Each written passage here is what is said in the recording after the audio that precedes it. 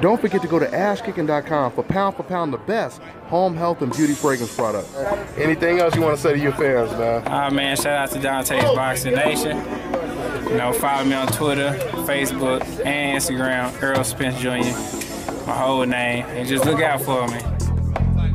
Yes, sir. Let me dig into your brain, folks falling like...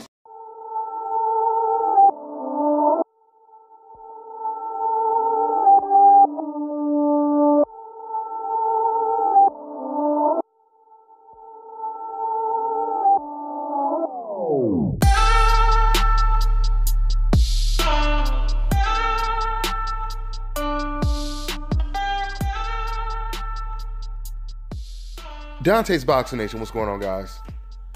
So the best fighter of this generation, Floyd Mayweather, he gave his take on who, pound for pound, number one, the best fighter in the world is today.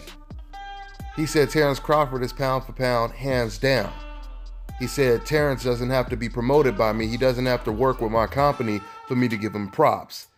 He said he fights his ass off. He reminds him of a young Floyd Mayweather, and he would love to work with Terence Crawford if Terence Crawford is free.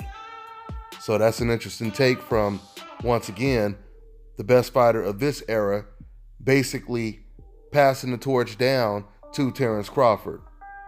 Now, I mean, even Lomachenko himself has given Terence Crawford a lot of props, and even he said at one point that he thought that Terence Crawford was pound for pound the best fighter in the world.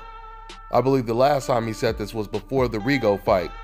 Now, what I find really, really interesting is, once again, Terence Crawford and Lomachenko, if you look at the size disparity in the Rigo versus Lomachenko fight, if Lomachenko was willing to do exactly what Rigo attempted to do, then Terence Crawford versus Lomachenko fight could actually come to fruition.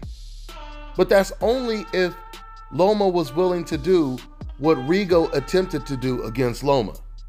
But you notice, even though a lot of fans have been comparing Lomachenko to Floyd Mayweather, none of those same fans are saying, I want to see Loma get in there with Terence Crawford because he would beat Terence Crawford's ass. You guys notice that? Because they know that that fight is actually plausible. And they know a fight with Floyd Mayweather isn't. So the decafs are basically saying, hey, look, it's never going to happen. So let's just go ahead and push the narrative that he would beat him. We don't have to worry about it ever happening. I mean, it's kind of like the whole build-up to the Floyd Mayweather versus Manny Pacquiao fight all over again. You see, deep down, Floyd Mayweather detractors, they were praying and hoping that that fight would never happen. That way they could say Manny Pacquiao would beat his ass, he's afraid of Manny Pacquiao, etc., etc., etc. But then the decaf's nightmare came to life, because all of a sudden the Floyd Mayweather-Manny Pacquiao fight was a done deal, and it was announced. All of a sudden, all of the fans that said Floyd was scared, he was going to get destroyed, once the fight was signed, then they scrambled to make excuses, actually predicting that Floyd would win the fight, attempting to discount the win before Floyd even gets the win. Which, by way of translation, all they were saying was, look, man, I knew that Floyd Mayweather was better than Pacquiao, and he's going to beat him because he's better. But they can't be that honest, because then they will be telling the whole truth. And the whole truth does not coincide with ignorance.